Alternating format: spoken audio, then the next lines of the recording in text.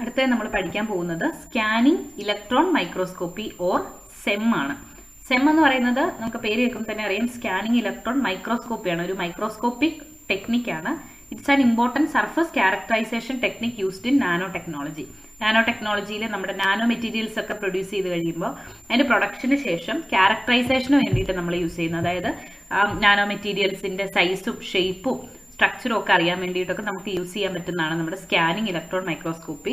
അപ്പോൾ നമുക്കറിയാം ഈ നാനോ മെറ്റീരിയൽസ് വളരെ ചെറുതാണ്. ഈ നാനോ പാർട്ടിക്കിൾസ് നമുക്ക് കണ്ണുകൊണ്ട് കാണാൻ പറ്റില്ല, അല്ലേ? ആ പാർട്ടിക്കിൾസിൻ്റെ സൈസോ ഷേപ്പോ ഒന്നും നമുക്ക് കണ്ണുകൊണ്ട് കാണാൻ പറ്റില്ല. അപ്പോൾ അത്തരം സാഹചര്യത്തിൽ നമുക്ക് ഈ സെം പോലുള്ള ഇലക്ട്രോൺ മൈക്രോസ്കോപ്പി ഉപയോഗിച്ചിട്ട് നമ്മുടെ നാനോ പാർട്ടിക്കിൾസിൻ്റെ ആ ഒരു സ്കാനിങ് നടത്തി 3 ഡയമെൻഷണൽ ഇമേജ് നമുക്ക് കിട്ടും. It's a type of electron microscope that produces images of a sample by scanning surface with a focused beam of electrons. അപ്പോൾ ഇവിടെ യൂസ് ചെയ്യുന്നത് എന്താണ്? ഒരു ബീം ഓഫ് ഇലക്ട്രോൺസ് ഉപയോഗിച്ചാണ് നമ്മൾ ഈ സാമ്പിളിനെ സ്കാൻ ചെയ്യുന്നത്. സാമ്പിൾ സർഫസിനെ സ്കാൻ ചെയ്യുന്നത് focused beam of electrons use ചെയ്താണ്.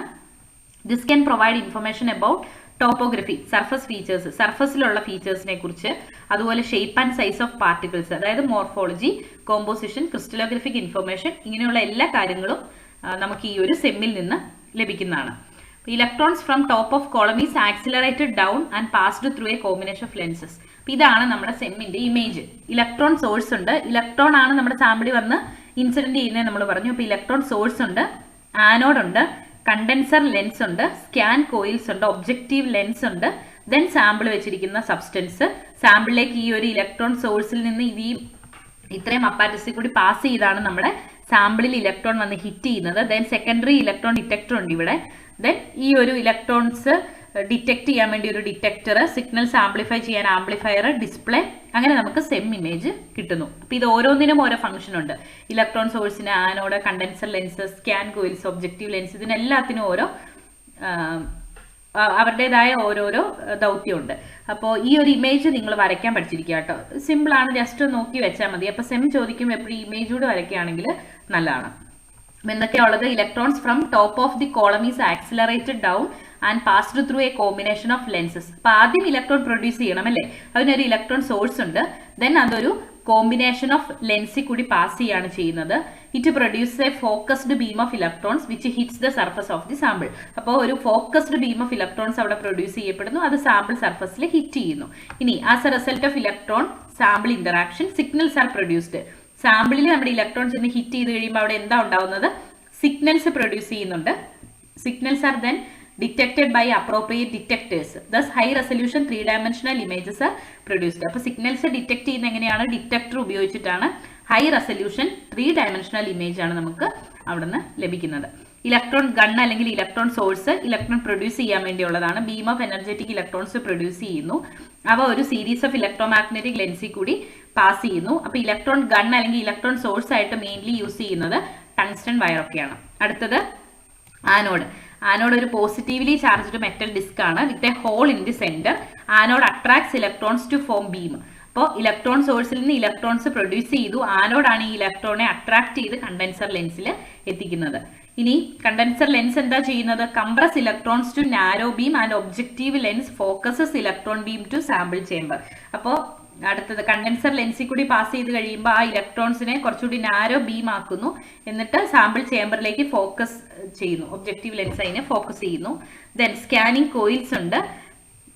നമ്മുടെ ആ ഒരു ബീമിനെ ഡിഫ്ലക്ട് ചെയ്യാൻ വേണ്ടിയിട്ട്, ഇലക്ട്രോൺ ബീമിനെ ഡിഫ്ലക്ട് ചെയ്യാൻ വേണ്ടി യൂസ് ചെയ്യുന്നതാണ് നമ്മുടെ scanning coils. Then sample chamber, അവിടെയാണ് സാമ്പിൾ നമ്മൾ വെച്ചിരിക്കുന്നത്. Then detectors will detect signals from sample. അപ്പോൾ സാമ്പിളിൽ നിന്ന് ഇലക്ട്രോൺ വന്ന് ഹിറ്റ് ചെയ്ത് കഴിയുമ്പോൾ സിഗ്നൽസ് ആണ് ഉണ്ടാകുന്നത്. ആ സിഗ്നൽസിനെ ഡിറ്റക്ട് ചെയ്യുന്നതിന് സ്പെഷ്യൽ ഡിറ്റക്ടേഴ്സ് വേണം. ഇനി സിഗ്നൽസിൽ ഉള്ളത് മെയിൻലി സെക്കൻഡറി ഇലക്ട്രോൺസ് ഉണ്ടായിരിക്കും, ബാക്ക് സ്കാറ്റേർഡ് ഇലക്ട്രോൺസ് ഉണ്ടായിരിക്കും, എക്സ്റേസ് ഉണ്ടായിരിക്കും. അപ്പോൾ നമ്മുടെ സാമ്പിൾ ഉണ്ട്. സാമ്പിളിൽ വന്ന് ഇലക്ട്രോണിന്റെ ബീം ഹിറ്റ് ചെയ്യുന്നു. ദെൻ അവിടെ നിന്ന് എന്തൊക്കെ സിഗ്നൽസ് ആണ് ഉണ്ടാവുന്നത്? സെക്കൻഡറി ഇലക്ട്രോൺസ് ഉണ്ടാവുന്നുണ്ട്, ബാക്ക് സ്കാറ്റേർഡ് ഇലക്ട്രോൺസ് ഉണ്ടാവുന്നുണ്ട്, എക്സ്റേസ് ഉണ്ടാവുന്നുണ്ട്.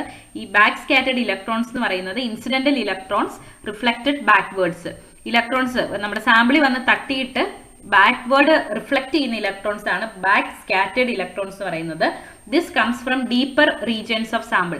സാമ്പിളിന്റെ ഡീപ്പർ റീജിയൻസിൽ നിന്ന്, ഉള്ളിൽ നിന്നാണ് ഈ ഒരു ബാക്ക് സ്കാറ്റേർഡ് ഇലക്ട്രോൺസ് വരുന്നത്. അപ്പോൾ ബാക്ക് സ്കാറ്റേർഡ് ഇലക്ട്രോണിന്റെ സിഗ്നലിനെ ഡിറ്റക്ട് ചെയ്ത് അനാലിസിസ് നടത്തിയാൽ സാമ്പിളിന്റെ ഡീപ്പർ റീജിയനെ കുറിച്ചുള്ള വിവരങ്ങൾ നമുക്ക് കിട്ടും. ഇനി secondary electrons originates from surface of sample.